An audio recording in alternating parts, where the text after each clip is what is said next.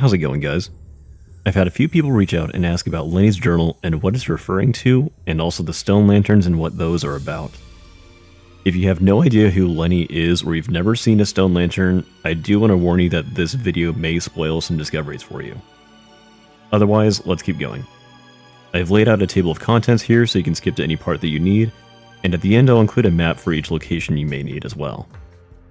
First off, we need to cover what the Tesseracts are. These are artifacts that function as the game's fast travel system and will be color-coded for different functions. Since they're artifacts, they can be found in the game anywhere that random artifacts may spawn, and can sometimes be found through trades. The red Tesseracts will teleport you to a random dungeon. The blue Tesseracts will teleport you to the last place that you slept. The green Tesseracts will teleport you to a random safe territory. The purple Tesseracts will teleport you to an entirely random location. And the one that we are mostly interested in is the golden Tesseract, which will take you to the golden nexus. When you arrive at the golden nexus, you'll find 8 entrances with 6 being marked and 2 being blank. In the center is a golden mushroom, which will respawn typically about every 3 in-game days. And sometimes your save could bug and the mushroom just refuses to ever come back.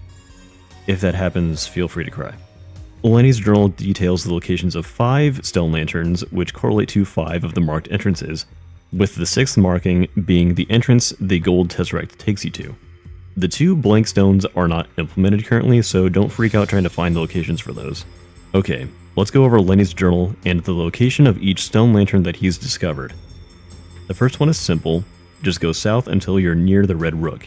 It's right behind the fence, always lit. This will be the lantern you find just as you're leaving the observatory.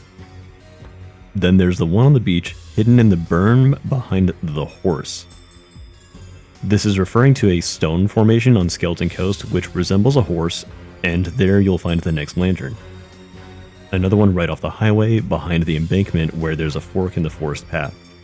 This refers to a path just off M35 North East highway. Then there's one in the old market hall near the blue house. This one is referring to the blue house in the slums. The Pinko mentioned seeing one in the swamp. This is referring to a lantern near the Revolution's territory in Greywater Marsh. The first stone lantern really is that simple. It's located right outside of the observatory and doesn't need to be lit.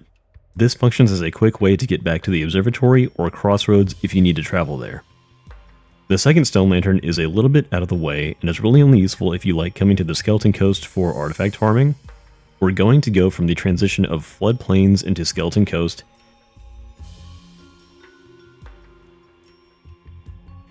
and just run all the way south, hugging the mountains until you get past the bunker.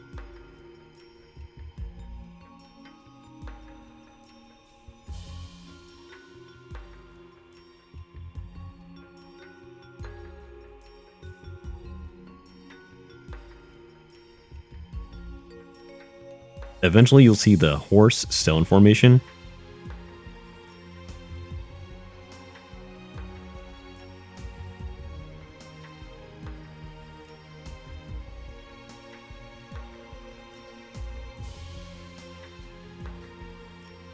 And if you keep going and reach this out of bounds looking area, you've gone too far. Just go back a little bit and tucked right against the wall will be the lantern we're looking for.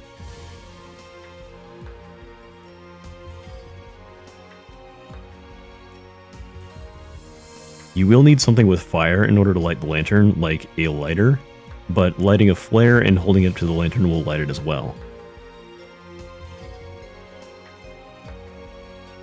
Next, we'll look at the location for the M35 highway lantern. This one is really simple as well. It's located just southeast from the strange shop location past an opening in the wall. Just light a flame here and you've got quick access to the strange shop, as well as a good travel location to get to the sawmill or into South Bend. The lantern location in the slums is pretty quick to get to once you know where it is. Coming from the depot, just head left and go downstairs. You'll want to cross the street, and behind the big blue house will be a little market street hiding the next lantern. This is an excellent spot because just north of the slums is the saloon, and it's also right next to many major quest locations like the refinery and depot.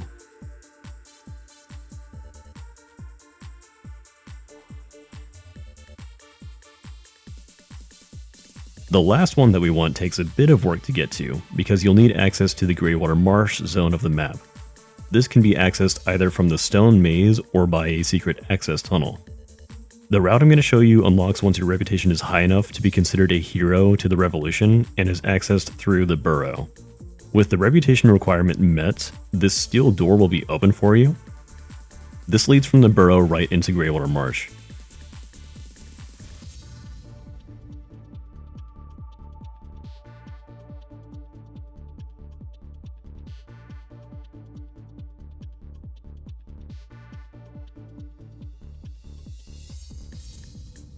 Just left of the passage here will lead you right to the last stone lantern.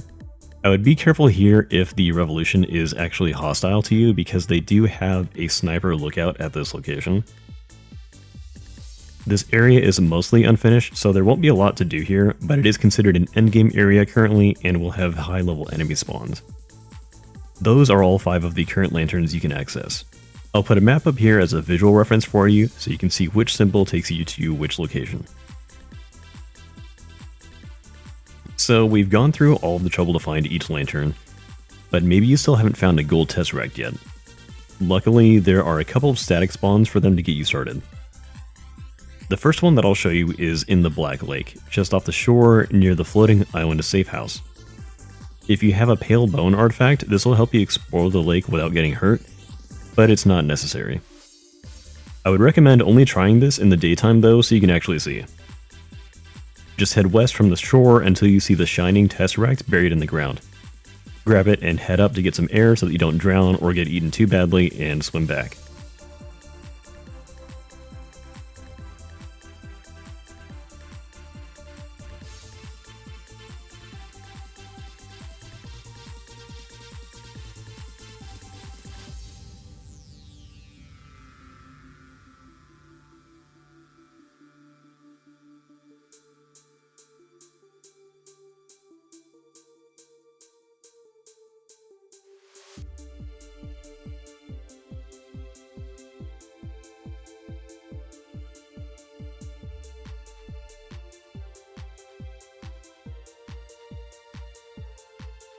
The next guaranteed spawn would be inside the base at Dead Bridge, and this one requires a little more work to get into. Once you actually get inside the base, head up to the top of the headquarters area and pick or break open the lockers to find a Dead Bridge keycard. The whiteboard here will also give you a code to use.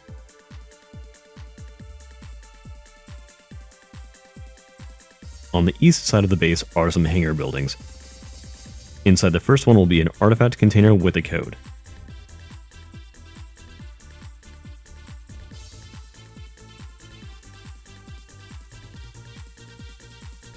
Just enter in the code from the whiteboard and you'll have your next golden Tesseract. If you happen to have some red coins, you could also go to this location in Stone Maze.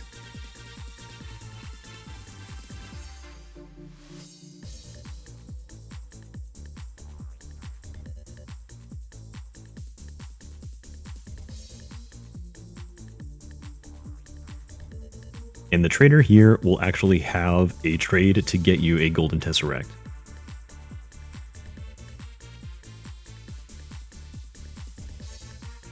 The last thing that I want to mention, if you happen to come across a regression matrix, you're currently able to assign your matrix location to the Golden Nexus area.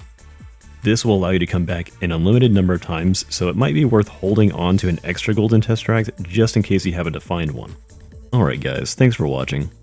Just wanted to put a quick little video out there detailing some of the stuff that I haven't really showcased a whole lot of. I know it's been a minute since I've put out anything really covering Project Silverfish, and it's mostly because there's an update kind of on the horizon that changes a lot of systems in the game right now, and I'm really just waiting for that to come out before I do anything else. So, fingers crossed that it comes out pretty soon, but until that happens, I will see you guys.